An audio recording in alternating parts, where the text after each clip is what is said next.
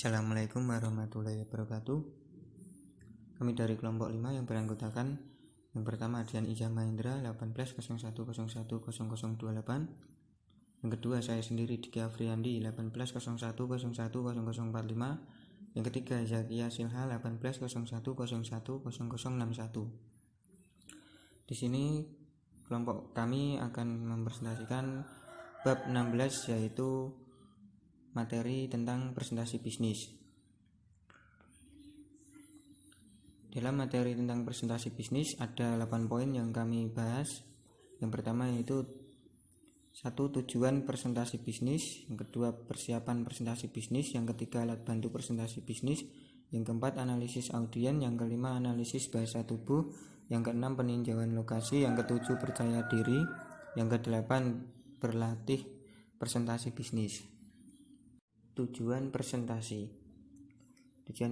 ini yang pertama yaitu menginformasikan pesan-pesan bisnis kepada audien atau pendengar. Yang kedua menghibur audiens. Menghibur audiens di sini artinya selain memberikan informasi presentasi bisnis juga mempunyai tujuan untuk menghibur audiens, yaitu untuk mencapai tujuan presentasi bisnis, seorang pembicara perlu menyelipkan humor-humor segar yang mampu menghidupkan suasana. Kemudian yang ketiga yaitu menyentuh emosi audien. Selain memberi informasi dan menghibur, presentasi bisnis juga memiliki tujuan untuk dapat menyentuh emosi audien. Seseorang pembicara yang berpengalaman tentunya tahu bagaimana menyampaikan pesan-pesan bisnis yang mampu menyentuh emosi audien. Kemudian yang keempat memotivasi audien untuk bertindak sesuatu. Tujuan terakhir presentasi bisnis adalah memberikan motivasi kepada audien untuk melakukan atau bertindak sesuatu sesuai yang dikehendaki pembicara. Dalam memotivasi audien, seseorang pembicara perlu menyatakan secara eksplisit dan bukan menggunakan bahasa yang basa-basi. Kemudian persiapan presentasi bisnis. Yang pertama yaitu penguasaan materi yang ingin disampaikan kepada audien. Yang kedua penguasaan berbagai alat bantu presentasi dengan baik. Yang ketiga menganalisis audien. Yang keempat menganalisis berbagai lingkungan untuk presentasi. Kemudian alat bantu presentasi. Yang pertama di sini yaitu papan tulis hitam dan putih. Papan tulis hitam merupakan alat bantu presentasi yang sudah cukup kuno sehingga kini alat bantu tersebut sangat jarang digunakan. Kemudian yang kedua flip chart adalah sebuah papan yang dilengkapi dengan lembaran-lembaran kertas berukuran besar. Yang ketiga transparansi overhead projector. Transparansi OHP merupakan alat bantu yang cukup populer bagi para pembicara. Seiring berkembangnya teknologi komputer, semakin banyak orang yang dapat memanfaatkan komputer untuk membuat hasil yang lebih baik. Kemudian yang akan dilanjutkan oleh rekan saya. Saya akan menjelaskan alat bantu presentasi bisnis. Di antaranya sebagai berikut. Slide, papan tulis elektronik, video kaset recorder atau VCR, panel LCD, proyektor LCD. Slide. Sekitar tahun 1980-an, slide cukup populer bagi alat bantu presentasi. Slide dapat berupa foto, grafis atau gabungan keduanya. Kualitas gambar dan tampilan yang disajikan dengan slide ini cukup baik. Di samping juga mudah dan ringan membawanya. Dalam perkembangannya, slide yang berukuran 35 mm ini dapat dikombinasikan dengan personal komputer atau PC dengan resolusi gambar berkualitas tinggi, serta dapat disimpan dalam disket. Papan tulis elektronik. Papan tulis elektronik telah dikembangkan dengan menawarkan berbagai kemudahan yang banyak digunakan di kantor, konferensi, dan ruang pelatihan. Papan tulis elektronik tersebut memiliki motor listrik untuk menggulung layar sehingga muncul bagian bersih yang baru, dan seterusnya. video cassette recorder atau VCR. Video cassette recorder atau perekam kaset video dapat digunakan sebagai sarana untuk melakukan presentasi bisnis. Panel LCD. Panel LCD memiliki kesamaan dengan layar komputer jenis laptop, yakni transparan. Untuk dapat beroperasi, layar LCD dihubungkan dengan port monitor, bagian belakang komputer, dan bertindak seperti layar komputer biasa yang menayangkan data atau gambar. Proyektor LCD. Proyektor LCD merupakan salah satu alat bantu presentasi yang banyak digunakan oleh organisasi atau lembaga bisnis maupun non-bisnis. Dalam perkembangannya, proyektor LCD dari waktu ke waktu mengalami perkembangan semakin baik yang dapat dilihat dari bentuk atau tampilan produk yang semakin menarik dan ramping. Analisis audiens. Analisis audiens sangatlah membantu para presenter untuk memahami dengan baik siapa sebenarnya audiensnya. Pemahaman yang baik terhadap audiens akan membantu presenter dalam penyajiannya. Oleh karena itu, dalam menganalisis audiens, seorang pembicara harus mampu menjawab 6 pertanyaan mendasar berikut. Siapa audiensnya? Analisis audiens ini berkaitan dengan kepada siapa seseorang itu berbicara. Semakin banyak informasi yang dapat diperoleh dari para audiens, pembicara semakin mudah melakukan presentasi secara tepat. Apa yang diinginkan audiens? Agar penyampaian pesan-pesan bisnis sesuai dengan yang diharapkan. Pembicara yang baik perlu mengetahui apa yang diinginkan oleh audiens. Di mana melakukan presentasi?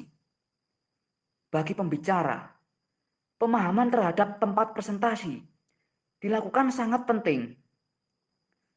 Pemahaman tempat presentasi akan membantu pembicara untuk menyusun strategi yang tepat. Kapan melakukan presentasi?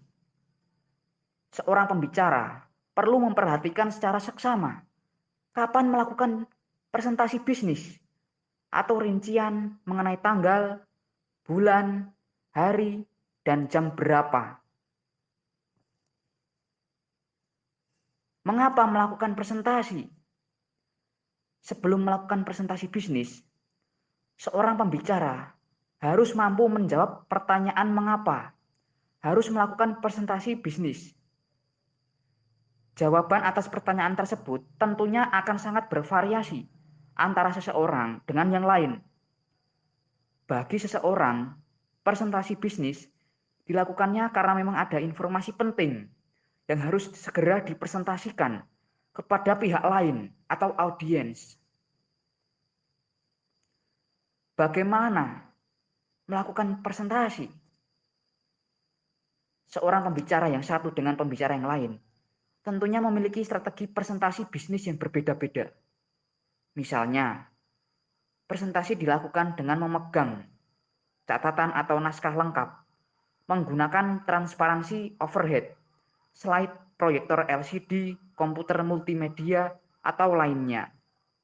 Selain itu, perlu juga diperhatikan apakah presentasi bisnis memerlukan tata letak meja dan kursi secara khusus untuk diskusi kelompok, atau posisi meja dan kursi diatur searah ke depan. Pembahasan selanjutnya mengenai analisis bahasa tubuh pada saat melakukan presentasi bisnis. Gerakan-gerakan tubuh yang dilakukan oleh pembicara pada saat melakukan presentasi bisnis termasuk dalam salah satu bentuk komunikasi nonverbal. Gerakan-gerakan yang sering dilakukan pembicara dalam melakukan presentasi bisnis antara lain meliputi yang pertama ada ekspresi wajah. Wajah dapat mengungkapkan emosi dengan polos, apa adanya, dan tanpa ditutup-tutupi. Oleh karena itu, pada saat presentasi bisnis, pembicara perlu berlatih bagaimana menampilkan ekspresi wajah untuk mengekspresikan kesenangan, kesedihan, atau kemarahan terhadap sesuatu. Yang kedua ada senyuman. Senyuman dapat menunjukkan bahwa ia merasa yakin, senang, dan nampak mampu mengendalikan emosinya. Dalam presentasi bisnis, senyum yang polos, tulus, dan tidak dibuat-buat dapat membuat penampilan lebih bersahabat dan membangun hubungan yang lebih akrab dengan pendengar. Oleh karena itu, pada saat melakukan presentasi bisnis, tersenyumlah secara wajar atau secukupnya. Yang ketiga ada kontak mata. Kontak mata yang efektif dan efisien adalah ciri-ciri profesionalitas pembicara.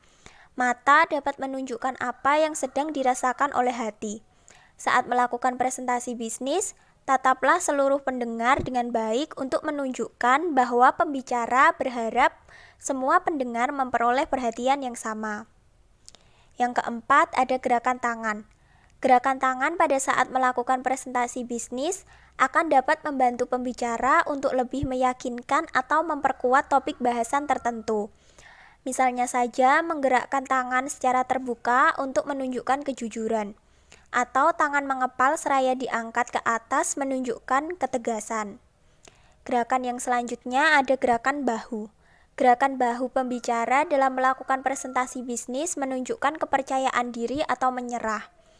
Gerakan bahu tegak yang diiringi kepala ke atas menunjukkan sikap yang penuh percaya diri. Berbeda dengan bahu yang terkulai dan diikuti dengan kepala menunduk, menunjukkan bahwa pembicara kurang bergairah, tidak siap, atau bahkan menyerah. Yang keenam ada gerakan kepala. Gerakan kepala bagi pembicara dapat digunakan untuk menunjukkan sikap setuju atau menolak terhadap sesuatu. Apabila pembicara menganggukkan kepala, menunjukkan sikap setuju atau mengiyakan terhadap sesuatu. Namun, jika pembicara menggelengkan kepala, menunjukkan tidak setuju atau menolak terhadap sesuatu. Yang ketujuh ada cara berdiri. Posisi berdiri di atas podium memberikan kesan formal dan kaku. Berbeda dengan berdiri bebas menghadap pendengar memberikan kesan lebih santai. Berdirilah dengan bahu tegap, tegakkan dada dan bernafaslah dengan perut. Condongkan kepala sedikit ke depan, bukalah kedua tangan dan jangan membungkuk. Pembahasan selanjutnya mengenai peninjauan lokasi. Peninjauan lokasi dilakukan sebelum melakukan presentasi bisnis dengan tujuan agar pembicara dapat mengetahui tata letak alat bantu presentasi sehingga dapat dengan mudah menggunakannya. Yang kedua, agar pembicara mengetahui kondisi ruangan, seperti apakah ruangan ber-AC atau tidak. Karena jika ruangan ber-AC akan lebih memberikan ketenangan dan kenyamanan serta mengurangi rasa kelelahan. Yang ketiga, agar pembicara mengetahui posisi podium, apakah sudah tepat atau belum dan tidak mengganggu pandangan pendengar. Dan apakah podium terlalu tinggi atau terlalu rendah.